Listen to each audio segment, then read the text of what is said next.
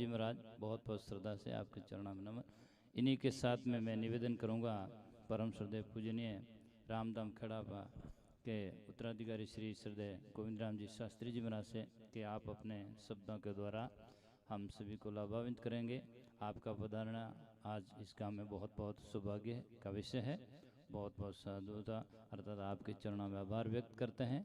श्रद्धेय श्री गोविंद राम जी शास्त्री जी।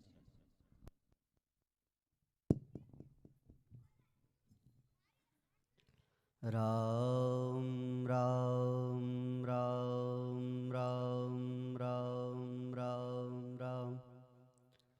कल्याणानां निधानं कलिमलमथनं पावनं पावनानां पाथेयं यन्मुमुक्षो सपदि परपदप्राप्तये प्रस्थितस्य विश्रामस्थानमेकं कविवरवचसां जीवनं सज्जनानां बीजं धर्मद्रुमस्य प्रभवतु भवतां भूतये राम नाम ध्येयं सदा परिभवग्नमभिष्टदोहं तीर्थास्पदं शिवविरञ्चिनुतं शरण्यं वृत्यार्तिहं प्रणतपालभवाब्धिपोतं वन्दे महापुरुषते चरणारविन्दम्।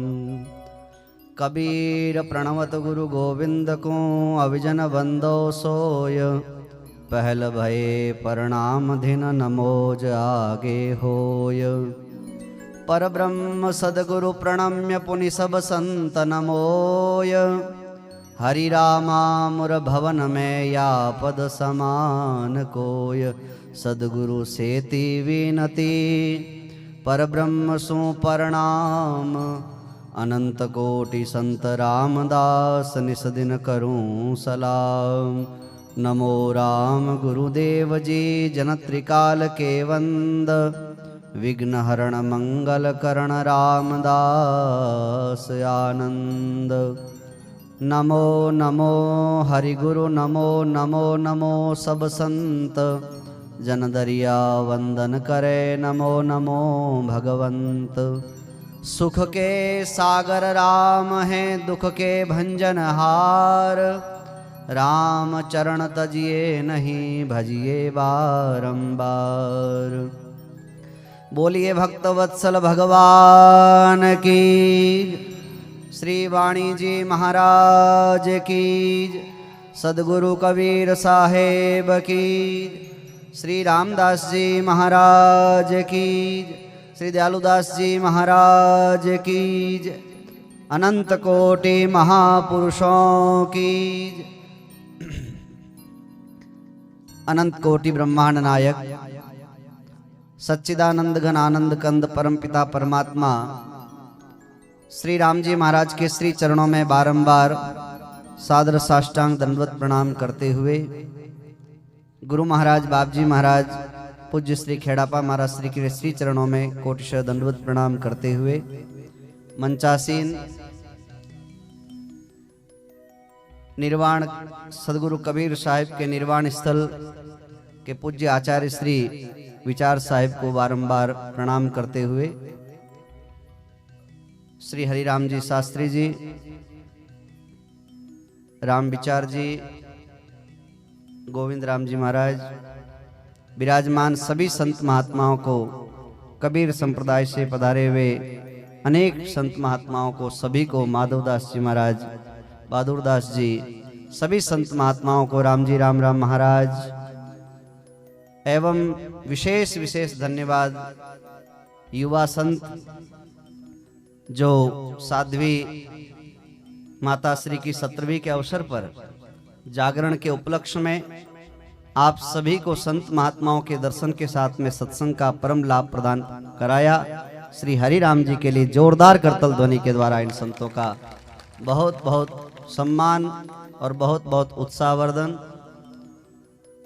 यह स्थान परम पवित्र महापुरुषों की साधना स्थली है और उसमें भी संत महात्माओं की पावन परंपराओं से संबंधित स्थान निश्चित ही यहाँ से प्राप्त सत्संग का लाभ हम लोगों के जीवन में परम कल्याणकारी होता है। आप लोगों ने अभी संत महात्माओं के द्वारा संत महात्माओं की वाणी का परम पवित्र लाभ प्राप्त किया। और ये साक्षात संत महात्माओं की वाणी, हम सदगुरु कबीर साहिब की वाणी का श्रवण लाभ प्राप्त करते हैं, श्री हरि रामदास जी महाराज की वाणी का श्रवण लाभ प्राप्त करते हैं, श्री रामदास जी महाराज, श्री रामचरण जी महाराज, दरियाव जी महाराज। तो साक्षात जिन महापुरुषों की वाणी को श्रवण कर रहे हैं, तो उन वाणी रूप में उन संत महात्माओं का ही वास्तविक दर्शन हम लोगों को प्राप्त हो रहा है। इस भाव से श्रवण करना चाहिए, क्योंकि ये शब्द ही ब्रह्म स्वरूप बताए गए हैं। चाहे हम शास्त्रों में पढ़ लें और चाहे हम संत मत के अनुसार देखें, तो शब्द ब्रह्म का प्रतिपादन यत्र तत्र सर्वत्र किया गया है कि शब्द ही ब्रह्म का परिचय प्रदान करता है।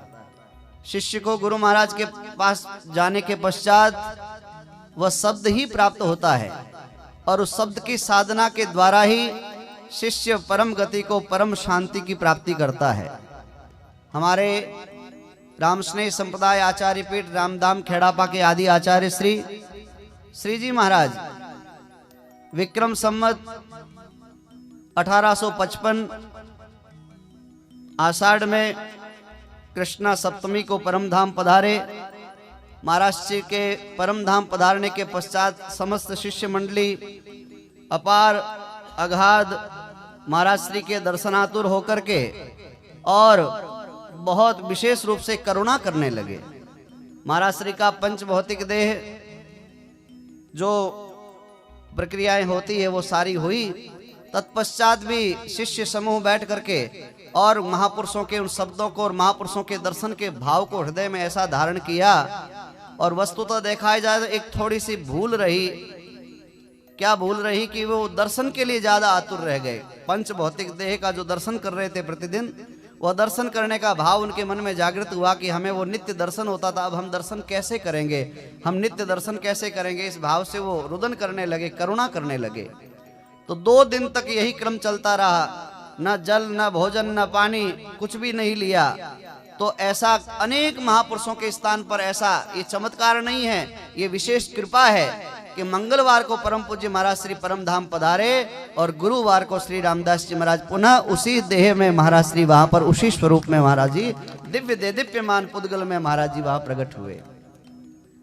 तो प्रकट होकर के एक विशेष बात बताई, क्योंकि आज हमारे लिए बहुत सौभाग्य की बात है कि हमारे मध्य विराजमान सदगुरु कबीर साहिब के निर्वाण स्थली से पधारे हुए पूज्य महाराज श्री है।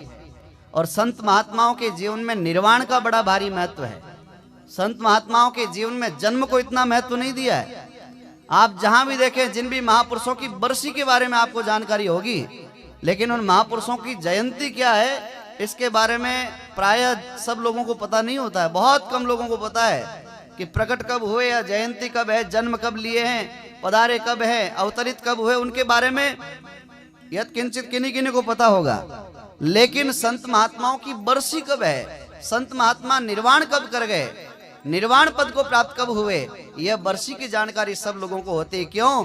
क्योंकि संत महात्माओं के जीवन में निर्वाण को महत्व है। संत महात्मा बताते हैं कि जीवन में निर्वाण और मृत्यु ही सर्वश्रेष्ठ वास्तव में अपने सबसे बड़ी शिक्षा है। तो महाराज श्री परम धाम पधारे, अत्यंत करुणा करी, और जब गुरुवार को प्रातः काल उसी स्वरूप में दर्शन प्रदान किया तो महाराज श्री का बड़ा अद्भुत दिव्य उपदेश महाराज श्री ने फरमाया है। अवधू कल्पो मत कोई, शांति राम भजन से होई, शीश नवाओ गुरु अस्थाना, मन वच कर्म एक विधि नाना। ये महापुरुषों का उपदेश। और विशेष बात क्या बताई, हे अवधू कल्पो मत कोई। अवधू विशेषण से उपमा से उपमेयित करके कहा कि हे अवधू स्वरूप हमारे ये श्री दयाल बाल, ऐसे कल्पना मत करो, ऐसे दुख मत करो। अगर वस्तुतः शांति ही चाहते हैं तो शांति प्राप्त करने का सर्वश्रेष्ठ स्थान कोई है तो राम भजन के अतिरिक्त तो और कोई स्थान नहीं है। केवल भगवान का भजन ही ऐसा माध्यम है जिसके द्वारा जीव को सद्गति और शांति प्राप्त हो सकती है। दूसरा कोई उपाय नहीं है जिसके माध्यम से शांति प्राप्त हो सकती है। संसार में देख लीजिए, सब जगह अशांति अशांति व्याप्त है। लेकिन मैं एक बात दावे के साथ में कह सकता हूं, आज आप लोग जो कबीर आश्रम के इस पावन प्रांगण के अंदर बैठे हैं, ये निश्चित बात है कि जितनी आपको यहां बैठ करके सत्संग में परम शांति की अनुभूति होती है, उतनी दुनिया के कहीं कोने में चली जाओ, कहीं पे चले जाओ, कोई किसी प्रकार की शांति की अनुभूति नहीं होगी। शांति का वास्तव में अगर हमें अनुभव होता है, और एक बात पक्की है कि हर एक व्यक्ति के जीवन में अनुभव होता है, अच्छा अनुभव हो, बुरा अनुभव हो, कैसा भी हो, हर एक जीवन में अनुभव होता है। अनुभव प्राप्त किया हुआ, अनुभव की जानकारी रखने वाला ही संतों की अनुभव वाणी का परिचय प्राप्त कर सकता है, अन्यथा दूसरे किसी की बस की बात नहीं है। इन संत महात्माओं ने वाणी में ऐसी ऐसी विलक्षण बातें बताई है। ये संत महात्माओं के पद जो गायन करते हैं ना महापुरुष, ये संत महात्माओं के पद गायन कोई हमारे मनोरंजन को बढ़ाने वाले, मन को आनंदित करने के लिए नहीं होते हैं।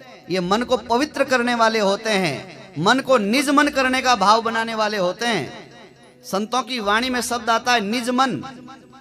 एक तो है मन और एक है निज मन। ये क्या है निज मन? मन है वो संसार के विभिन्न कार्यों के लिए हम लोगों को जो प्रेरित करता है, अथवा मन संसार के विभिन्न कार्यों में लगता है, अथवा कोई व्यवहारिक कार्य की पूर्ति के लिए भी लगता है, यत्र तत्र जो लगता है वो है मन। लेकिन आपके कानों में ये सुनने को मिला कि 17वीं का अवसर है और साध्वी जी जो यहाँ पर विराजती थी, उनके उस सत्संग के अवसर पर बड़े बड़े संत महात्मा पधारेंगे। चलो भैया, हम दुनियादारी के व्यवहार में तो हमने अपना समय खूब बिताया, लेकिन आज चलिए संत महात्माओं की सत्संग का लाभ प्राप्त करेंगे। जो ये आपका मन बना, ये संत महात्माओं की वाणी के अनुसार ये निज मन हो गया।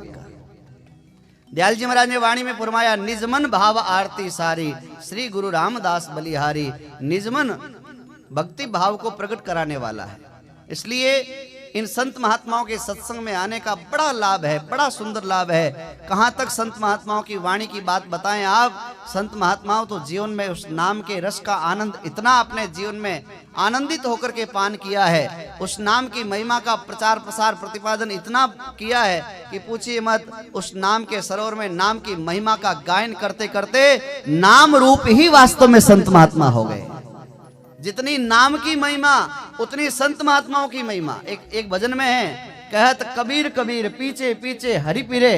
कहत कबीर इतना विशेष, हाँ, पीछे पीछे हरि फिरे। कहत, विचार करिए आप, हम तो हरि नाम की महिमा की बात बोलते हैं, लेकिन हरि नाम का स्मरण करते करते, नाम की महिमा का जप करते करते, वो भगवान भी उन संत महात्माओं के पीछे पीछे फिरते हैं कि कबीरदास जी कहाँ हैं, मैं कबीरदास जी महाराज को ढूंढता हूं, कबीरदास जी कहाँ हैं। इतनी विलक्षणता नाम के कारण आ जाती है।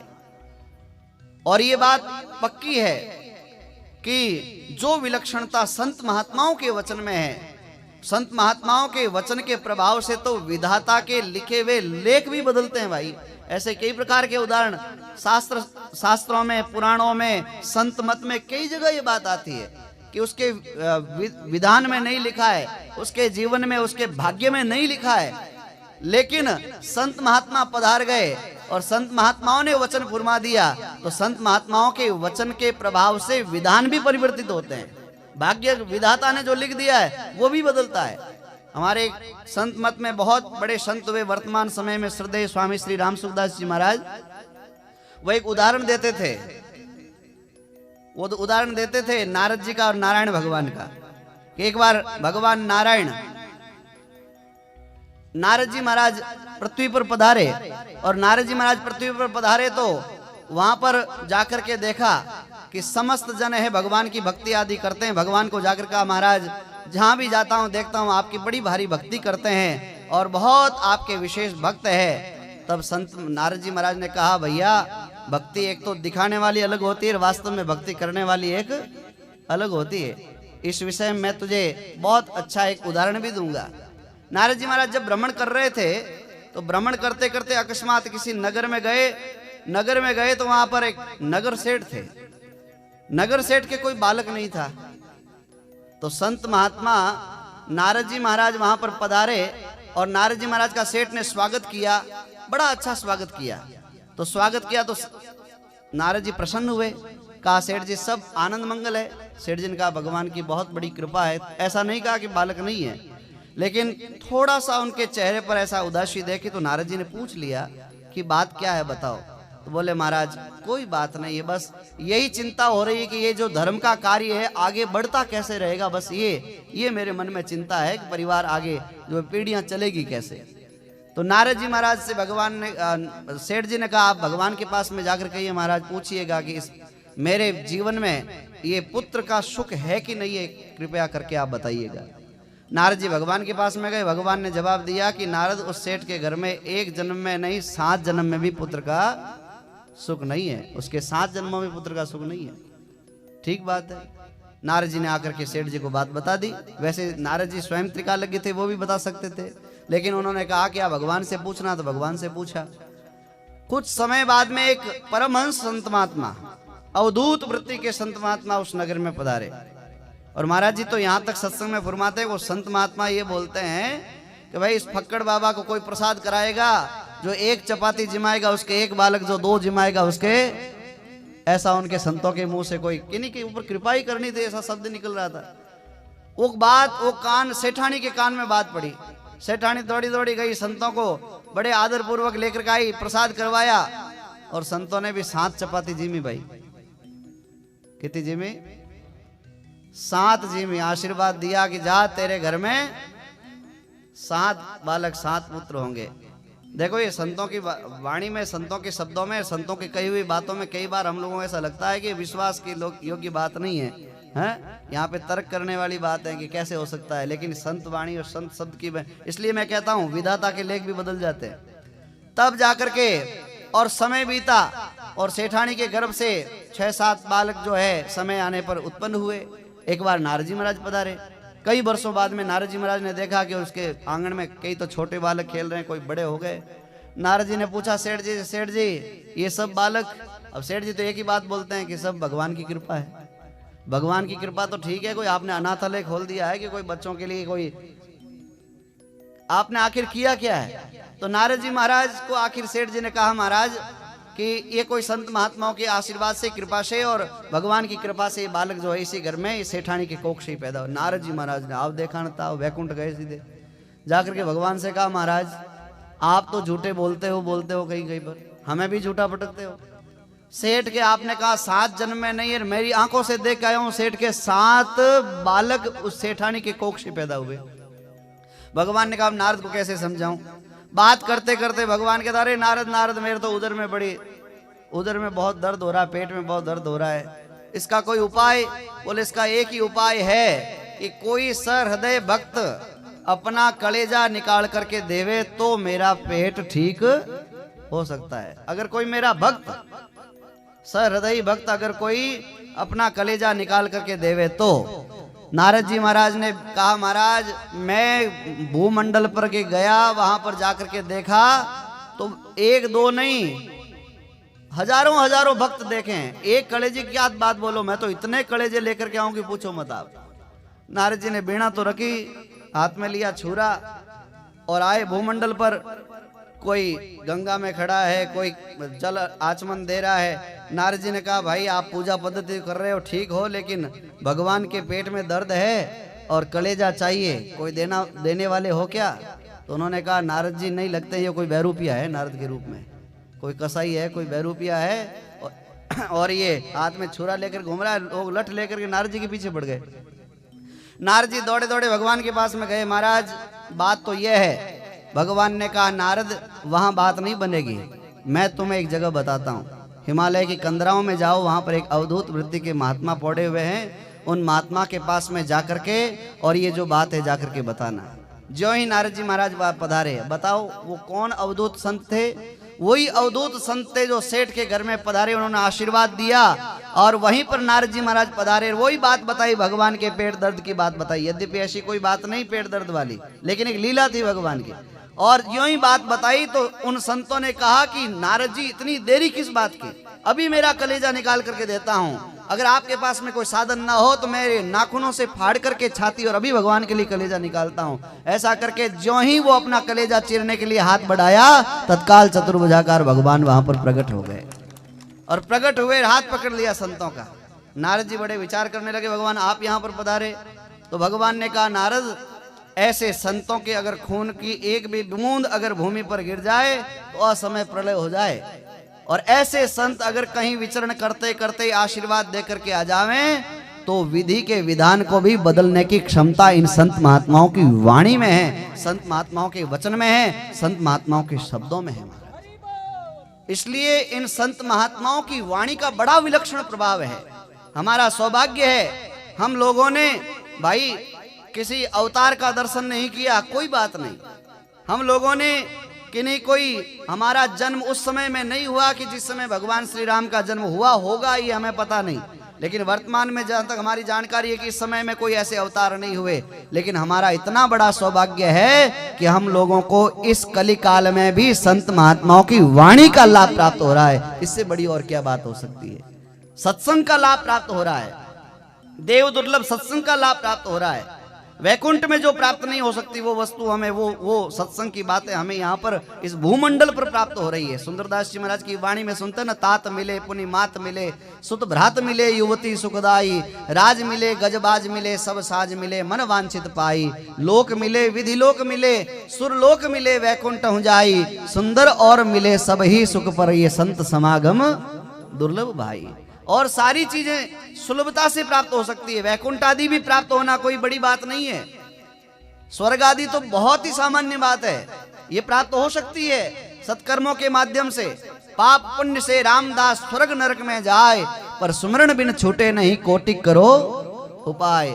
करोड़ों उपाय कर लिया जाए, लेकिन अगर हमें वास्तव में कल्याण की प्राप्ति करनी है तो इन संत महात्माओं की वाणी का सार है कि जब तक सुमिरण नहीं करेंगे, जब तक भजन नहीं करेंगे, जब तक हम समय अपना सत्संग में नहीं लगाएंगे। सदगुरु कबीर साहब ने कहा है, कहता हूँ कह जाता हूँ, कहाँ बजाऊं ढोल, एक श्वास में जात है तीन लोक को मोल। अरे क्या बताऊं आपको, एक श्वास में तीन लोक का मोल जा रहा है। बताओ, अपन कल्पना करें तीन लोग के मोल की। एक 25 बाई 50 का प्लॉट लेना हो तो विचार करना पड़ता है। तीन लोग का मोल तो कितना बड़ा होता है बताओ आप, हैं?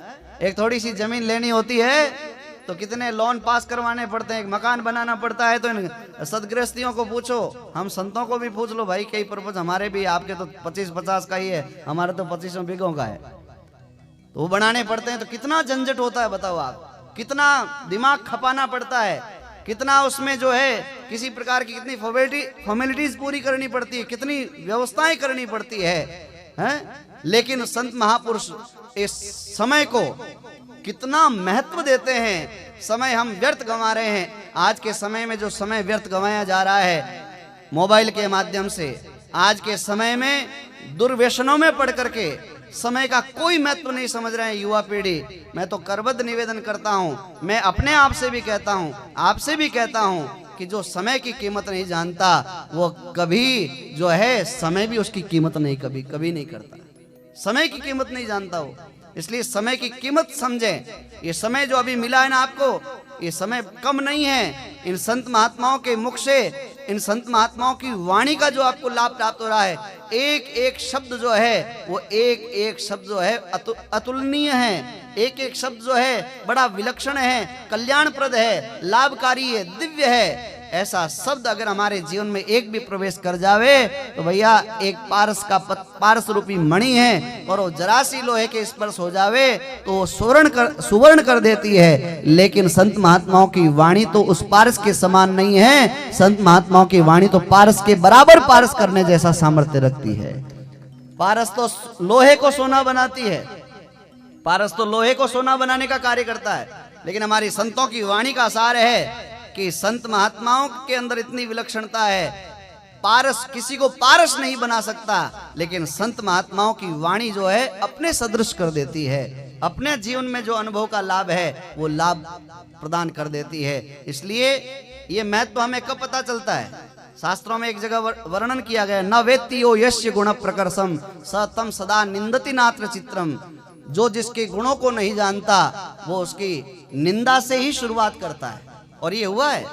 सदगुरु कबीर साहब जब काशी में विराजमान थे, अथवा रैदास जी महाराज जब काशी में विराजमान थे, तुलसीदास जी महाराज काशी में विराजमान थे, बताइए उस समय में वहां की परिस्थितियां क्या थी? ये बात घटित होती है, न वेत्ति हो यश गुण प्रकर्षम। उनके गुणों को नहीं जानने वाले काशी के विद्वान ब्राह्मण जो क्या करते थे उनकी, बताओ आप क्या करते थे? जब भक्तमाल में पढ़ते हैं वो क्या करते थे? निंदा करते थे, लगे रहते, पीछे पड़े रहते। लेकिन आज ही हमारी पूज्य महाराज श्री के सानिध्य में चर्चा हुई कि पूरे भूमंडल के विद्वानों को हरा करके और सर्वजीत नाम के पंडित जी जब वाराणसी में आए और वाराणसी में आकर के और सदगुरु कबीर साहब की वाणी का एक शब्द सुना, पराजित होकर के चरणों में प्रणाम करके कहने लगा, मुझे ब्रह्म ज्ञान प्रदान करिए महाराज, मुझे ये पोथी पुस्तक का ज्ञान मुझे कभी कल्याण की तरफ ले जाने वाला नहीं है। पोथी पढ़ पढ़ जग मुआ, पंडित भयानक होय, और ढाई आखर प्रेम का पढ़े सो पंडित होय। ये जब तक ब्रह्म ज्ञान की प्राप्ति नहीं होगी, एक जगह तो हमने सुना है ब्रह्म ज्ञान की प्राप्ति होगी कैसे हैं? अरे हम तो ब्रह्म मुहूर्त में भी नहीं उठते हैं, तो ब्रह्म ज्ञान की प्राप्ति कैसे होगी बताओ है? ब्रह्म ज्ञान का, ब्रह्म मुहूर्त का ही ज्ञान नहीं है तो ब्रह्म ज्ञान का तो हमें ज्ञान ही कैसे होगा बताइए आप है? इसलिए बहुत आवश्यकता है ये, इस मानव जीवन की विशेषता कहते कहते तो समय बीत जाएगा। समझते हैं सबसे बड़ी विडंबना क्या है वर्तमान समय में, बातें सब समझते हैं, जानकारियां सब है, औषधि हमने ले ली है, अलमारी में पड़ी है, औषधि ले ली है, जेब में पड़ी है, पर वह औषधि जेब में लियोड़ी काम को नहीं आवे। इन औषधि ने पत्ते अनुसार अपन लेवा, अंदर घोट पर इन उतारा और पत्ते राखा, फिर वो सेवन करने रो तरीको करा, तो वह औषधि अपारी बीमारी मिटाने रो काम करी। इन्हीं तरह सदगुरु वैद जगत सब रोगी और राम भजे जारी काया निरोगी। गुरु महाराज वैद्य रूप में हैं, उनके शब्द है वो महा औषधि के समान है, और उस औषधि को कोई युक्ति पूर्वक ले लिया, उनका तो भवरोग निवृत्ति हो गई, जन्म मृत्यु के चक्कर से निवृत्त हो गए। और जिन्होंने उस औषधि को स्पर्श भी नहीं किया, जिन्होंने राम नाम सजीवन बूटी को पहचाना ही नहीं, पुनरपि जन्मम पुनरपि मरणम पुनरपि जननी जठरे शयनम, वही जन्म मृत्यु का चक्कर, चाहे वो किसी वेश में हो, चाहे किसी बाने में हो, चाहे किसी कुल में हो, वर्ण में हो, लेकिन फिर वह उसी अज्ञान अंधकार में पड़ा रह जाता है। इसलिए आज पूज्य साध्वी जी जिनकी 17वीं के जागरण के अवसर पर, सत्संग के इस पावन अवसर पर विराजमान सभी संत महात्माओं को मैं बारंबार वंदन करता हूं, और आपका भी सत्संग पंडाल में भक्तिमती माताओं बहनों का, भक्तगणों का हार्दिक अभिनंदन करता हूं। ये जो बातें हैं, ये बातें हमारी कोई निजी बातें हैं नहीं, हमारे निजी विचारों से कोई उत्पन्न है नहीं, यही हमें कहने वालों को भी यही मानना चाहिए कि करे करावे राम जी मैं कछु करता नाय, राम चरण जो मैं करूं ये बड़ी चूक मुझ माए। मैं कहने वाला हूं ये कभी हो नहीं सकता, कहने वाले राम जी, कहने वाले राम जी, सुनने वाले राम जी के रूप राम रूप हो जाएंगे तो सारी बात अच्छी हो जाएगी। बोलिए राम जी महाराज की, अनंत कोटि महापुरुषों की।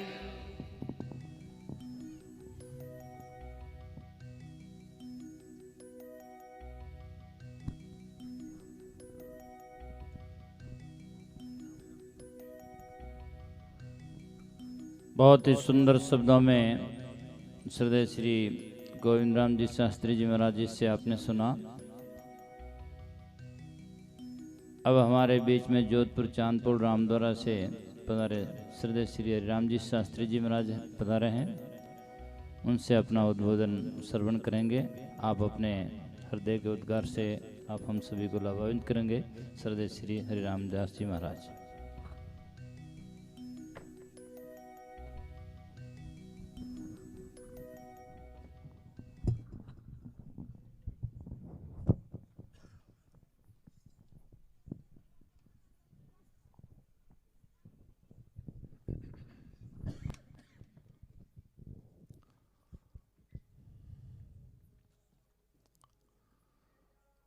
बोलिए सतगुरु साहेब की, श्री कबीर साहेब की, राम जी महाराज की।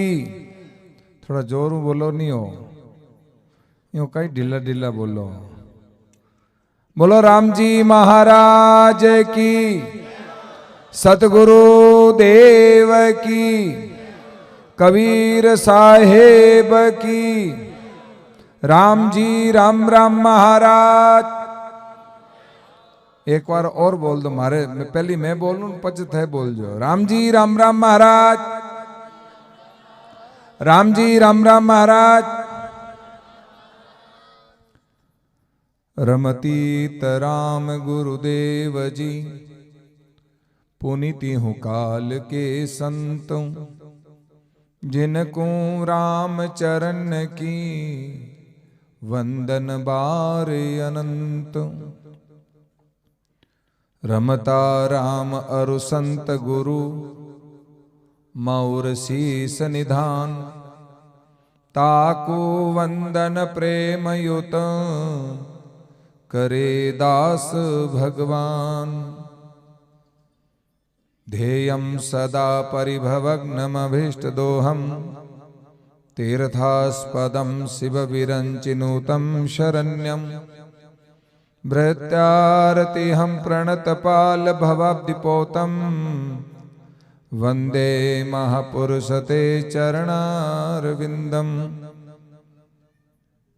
यं ब्रह्मा वरुणेन्द्र रुद्रमरुतस्तनवन्ति दिव्यस्तवैर्वेदैः साङ्गपदक्रमोपनिषदैर्गायन्ति यं सामगाः। ध्यानं वस्तत्तद्गतेन मनसा पश्यन्ति योगिनोः, यस्यान्तं न विदुः सुरासुरगणा, देवाय तस्मै नमः। अखिल दुरितपुञ्जं ध्वंसनं देहभाजां, भवजलनिधिपोतं पावनं पावनानां। परमपुरुषधामं प्रापकं स्वाश्रितानां, श्रीरामचरणचरणौ सततं नमामि। परमानंद कंद दयालु कृपालु, अनंत विराट विश्वात्मा, जगत नियंता, सर्वांतर्यामी, सच्चिदानंद घन शब्द ब्रह्म के पावन श्री चरणों में प्रणाम।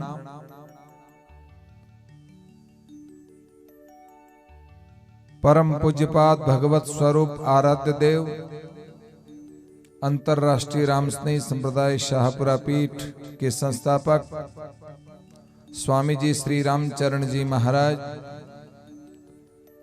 स्वामी जी श्री रामदास जी महाराज, श्री कबीर साहेब, अनंत श्री दरियाव जी महाराज, स्वामी श्री राम हरिरामदास जी महाराज आदि सभी परम पूज्य के श्री चरणों में प्रणाम करते हुए हम सभी के बीच हम सबको आनंदित और प्रसन्न चित्त कर आशीर्वाद प्रदान कराने वाले, जिनके पावन सानिध्य में ये निशा गौरवान्वित हो रही है, ऐसे परम श्रद्धेय यथा नाम तथा गुण स्वनाम धन्य श्रद्धेय श्री विचार साहेब, खेड़ापा उत्तराधिकारी, परम सम्माननीय आदरणीय श्रद्धेय श्री गोविंद राम जी महाराज शास्त्री जी, श्रद्धेय राम विचार जी, बहादुर साहेब, हमारे पाली के हनुमान जी महाराज के लाडले प्यारे श्रद्धेय श्री ओम जी महाराज, गोविंद राम जी महाराज और भी अनेक अनेक दिव्य संत यहाँ विराजमान हैं। खाटू के हमारे लाडले नानकदास जी महाराज साहेब और जितने भी यहाँ ज्ञानी गुणी विद्वत त्यागी तपस्वी भजनानंदी सभी पूज्य संतों के श्री चरणों में प्रणाम वंदन नमन करते हुए राम रस रसिक गुरु गोविंद गीता गायत्री गाय गोवर्धन गणेश राम राष्ट्र के उपासकों, श्रद्धा वात्सल्य प्रेम त्याग सेवा समर्पण से संपन्न मेरी प्यारी माताओं बहनों, तरुण तरुणाइयों, तारों की तरह टिमटिमाते हुए बालक बालिकाएं, परम पूज्य साध्वी सुखराम जी महाराज के 17वीं मेला महोत्सव के अंतर्गत रात्रि भजन संध्या के दिव्य भाव में संतों की पावन सन्निधि में ये सत्संग का लाभ लेने के पीछे ये भी एक बहुत बड़ी सभा है। पर यह सभा वैसे सभा 3 प्रकार की है, शोक सभा, लोक सभा और संत सभा। ये न तो शोक सभा है और न ही लोक सभा है, ये संत सभा है। जहां शोक व्यक्त किया जाता है वो शोक सभा ही होती है। जहां सबके मत को पारित किया जाता है वो लोक मत होता है, जो लोक के हित में बात होती है। पर ये संत सभा सबको आनंद करने वाली, सुख प्रदान करने वाली और शांति प्रदान करने वाली होती है। भागवत के 11वें स्कंद में नारद जी महाराज जब वसुदेव देवकी के घर पधारे, उन्हें देख करके प्रणाम करके कहा, भूतानाम देव चरितम सुखाय च दुखाय च, सुखाय वही साधुनाम तवादृशाम अच्युतात्म नाम। अरे देवताओं के चरित्र तो सुख और दुख दोनों देने वाले हैं। सर्दी के दिनों में ये सूर्य नारायण हमको बहुत अच्छी लगती है, उनकी धूप की प्रतीक्षा करते हैं। वही गर्मी के दिनों में यही धूप चिलचिलाती प्रचंड हमको परेशान करती है। गर्मी के दिनों में ये हवा हमें सुखद लगती है, पर ठंड के दिनों में यही हवा हमें ठिठुरन लगती है। यानी कि जितने भी देव के चरित्र हैं वो सुख और दुख दोनों देने वाले हैं। सत्ता, शक्ति, संपत्ति, साम्राज्य, संतति आदि जो भी हैं, इन सबसे भी सुख और दुख दोनों मिलता है। ये नहीं कि हमेशा सुख ही मिलता है, तो दुख भी मिलता है। और हमेशा हमेशा दुख यदि किसी से मिलता है तो दुष्ट व्यक्ति से, राक्षस से। पर किसी ने पूछा कि तो हमेशा सुख किससे मिलता है? बोले हमेशा का हमेशा यदि कहीं सुख मिलता है तो भूतानाम देव चरितम सुखाय च दुखाय च, सुखाय वही साधुनाम तवादृशाम अच्युतात्म नाम। इन संतों के सन्निधि में ही सदा सर्वदा हमको हर प्रकार से सुख ही सुख मिलता है। संत जहां आते हैं, जब तक वो विराजमान रहते हैं, तब भी वो अपनी वाणी से हम सबको पवित्र करते हैं। कोई कैसा भी व्यथित, पीड़ित, चिंतित वो भी शरण में आता है तो संतों की वाणी से उसको शांति मिलती है, सुख मिलता है। और संत जब इस दुनिया को छोड़कर के निर्वाण पद को प्राप्त हो जाते हैं, अभी निर्वाण की बात कर रहे थे, हमारे यहां निर्वाण का ही महत्व है। निर्वाण महोत्सव मनाया जाता है, वर्षी महोत्सव मनाया जाता है। संत के ये तो संसारियों में जन्म का महत्व है, पर संतों में जो है जन्म का महत्व नहीं है, निर्वाण का महत्व है। वे परम धाम कब पधार गए उसका महत्व है। ये सुखिया बाई जब तक यहां रही तब तक आप लोगों ने सत्संग किया और जीवन को संवारने की, जीवन के निर्माण करने की और जीवन को दिव्य बनाने की आप लोगों ने चेष्टा की। आज वे विभू से व्यापक होकर के उस तत्व में अपने आप को विलय कर दिया।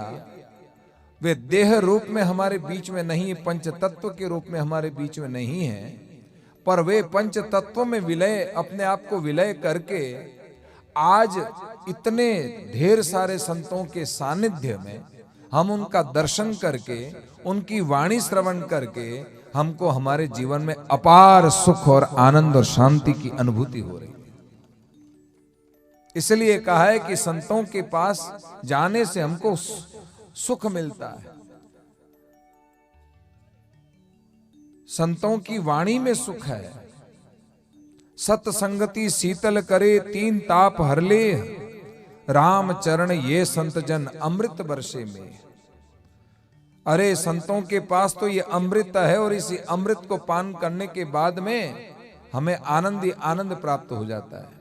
जो सुख है सत्संग में सो नहीं दूसरी ठाम, हरि चर्चा श्रवणा सुने रसना उचरे राम। रसना उचरे राम नहीं कोई धोखा धंधा, साध छुड़ावे जगत काट आशा का फंदा। राम चरण आनंद अति निर्भय आठों याम, जो सुख है सत्संग में सो नहीं दूसरी ठाम। ऐसो सुख तो कहीं है ही नहीं, जो ऐसो शाश्वत सुख है, अपार सुख है और सत्य सुख है।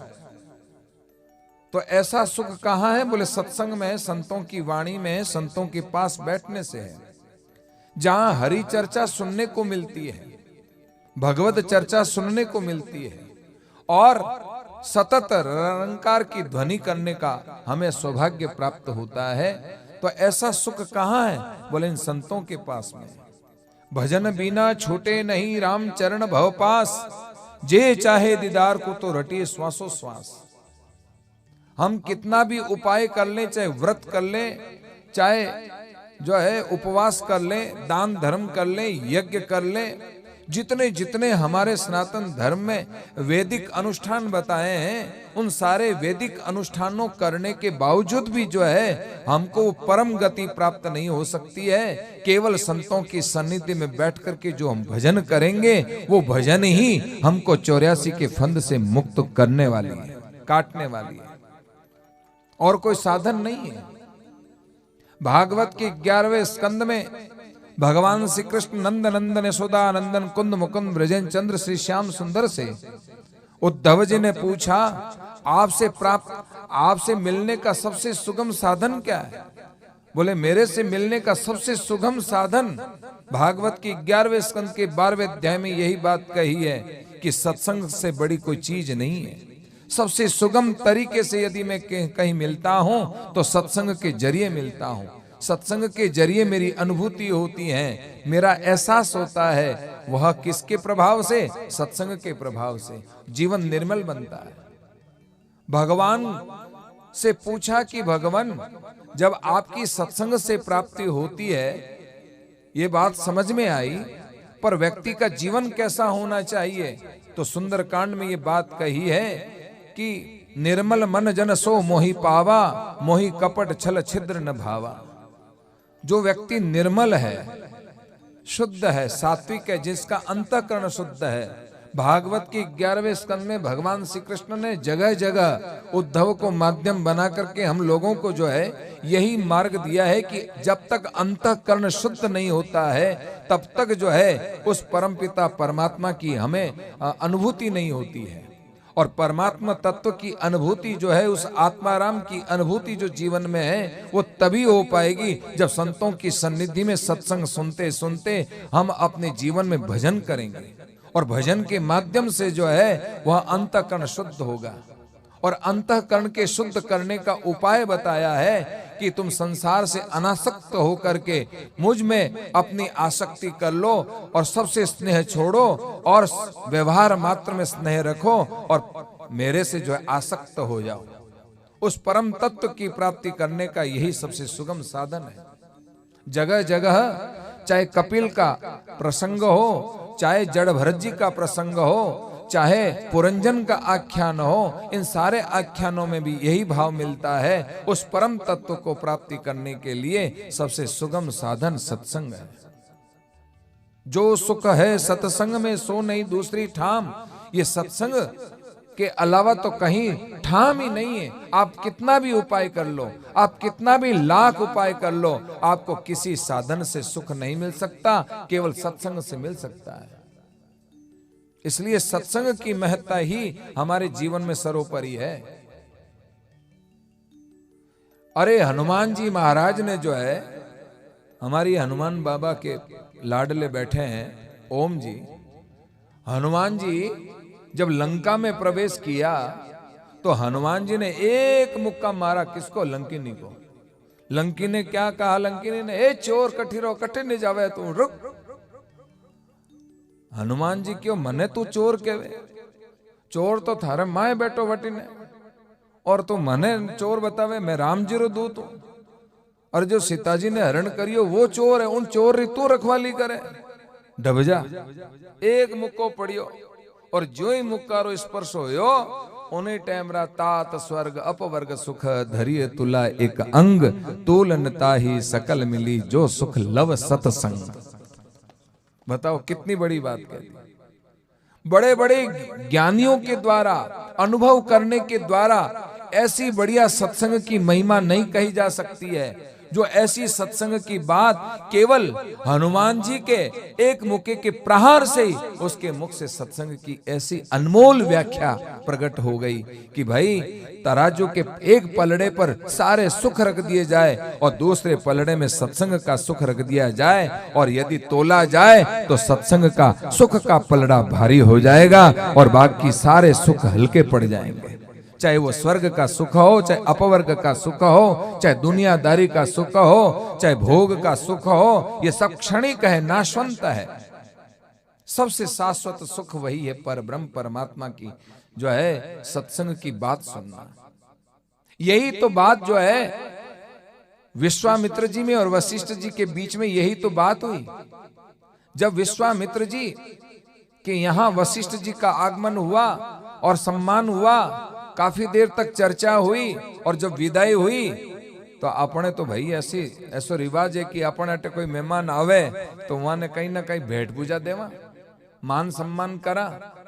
तो और रिवाज तो अनादिकाल सु है, आयोड़ा संतारो आदर करनो सम्मान करनो। तो वशिष्ठ जी आज पधारिया विश्वामित्र जी रे अठे, और बड़ो भारी आनंद होयो।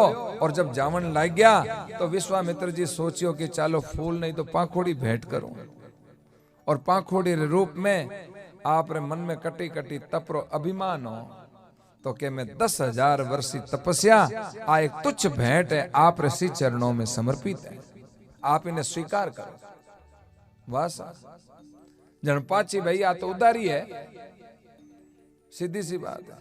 तो वशिष्ठ जी जाता जाता कियो, बाप जी मैं आयो थाके, अब थे आई जो माके थे मारे पधार जो।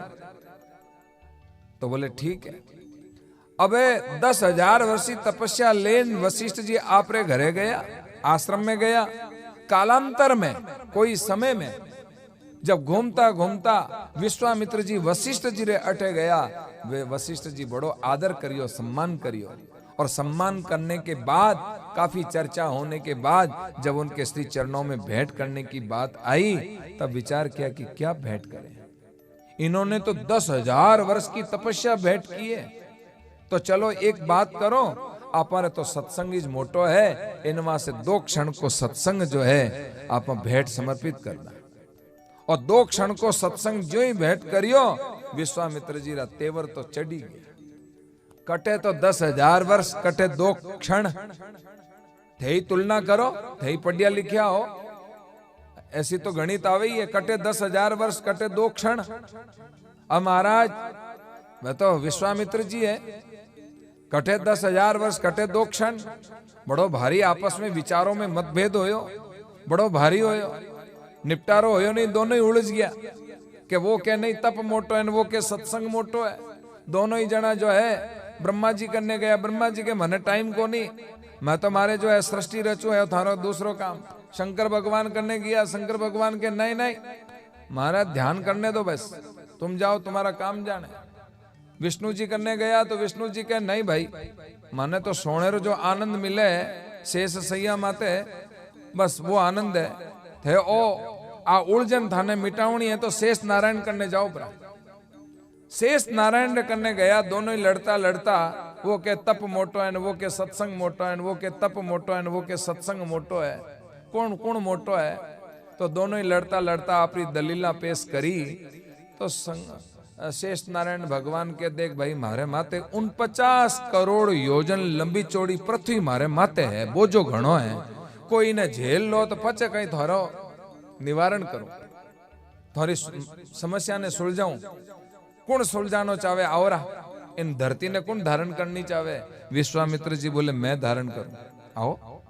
10,000 वसी तपस्या समर्पित कर, और धरती ने ज्यों ही माथे लेवन लाग गया तो डगमगाई। अबे घबराए, क्या करें क्या नहीं करें। तुरंत शेष नारायण भगवान ने उस पृथ्वी को वापस झेल लिया। वशिष्ठ जी क्यों थई आओ रहा, थई दाव माते रखो, लगाओ दाव। वे 10,000 वर्ष लगाया तो बोले मार्ग ने सत्संग है, 2 क्षण की सत्संग जो ही समर्पित कर, और धरती माता ने माथे उठाई और वह धरती माता अपने आप टिक गई। विश्वामित्र जी कहे निवाड़ो करोगे नहीं, हमें कह रहे निवाड़ो करे भाई, वो तो हो गयो थे। 10,000 वर्ष तपस्या ने समर्पित कर पर अभी धरती ने माथे नहीं धारण कर सकिया, और ए वशिष्ठ जी 2 क्षण रो सत्संग समर्पित कर परा, और जो है आप धरती ने अपने माथे धारण कर ली। तो महत्व तो किसका है? सत्संग का है, न तप का है। राम नाम समतत्व और कहूं दिसे नाही, श्रुति स्मृति में खोज या संत नहीं माई। भाई उन संतों रे कन्ने और सत्संग, राम नाम रो सत्संग और भजन करने री विधि, आ साधना करने री विधि सुखिया बाई ने सो आप लोग सब प्राप्त करियो। जब तक वे रहा तो आप री वाणी सो भाई राम राम करो, भजन करो, संतों री सेवा करो, सत्संग करो। आज वे विभू सो व्यापक में विलय हो गया। जैसे बूंद मिली सायर में, तो कैसे पकड़ सके कोई कर में। जीव ब्रह्म मिल भया समाना, तो ब्रह्म करे कर्म करे नहीं आना। वो ब्रह्म में विलय हो जाता है। एह चहन दर्श्या बिना मत कोई छोड़ो ध्यान, राम चरण इक राम बिन सबई फोकट ज्ञान। सुखिया बाई के पास और कुछ नहीं था, बस राम राम करो, सेवा करो। यही तो जीवन का सबसे बड़ा प्रमुख साधन है कि संत लोग स्वयं भी सेवा करते हैं और सत्संग की बात सुनकर के भजन करते हैं, और यही हम लोगों को प्रेरित करते हैं। उनकी सच्ची श्रद्धांजलि के रूप में यही भाव है कि उनके द्वारा ये बताई हुई सेवा और सुमिरन और सत्संग, ये तीनों हम अपने जीवन में उतार लेंगे तो जीवन धन्य हो जाएगा। वैसे भी कहा है, तन धारी त्रय बात की ढील करो मति कोय, राम भजन साधु दरस दत्तव करता सोय। जीवन में 3 बातें कभी ढील नहीं करनी चाहिए। कौन कौन सी? एक तो भगवान का भजन करना और सेवा करनी, और सत्संग अपने जीवन में जितना हो सके उतना करना, ताकि हम कहीं अटक न जाएं, भटक न जाएं, कहीं खटक न जाएं। इसलिए हम एक रास्ते पर, एक लीक पर चलते रहें तो जीवन में संतों की जरूरत है।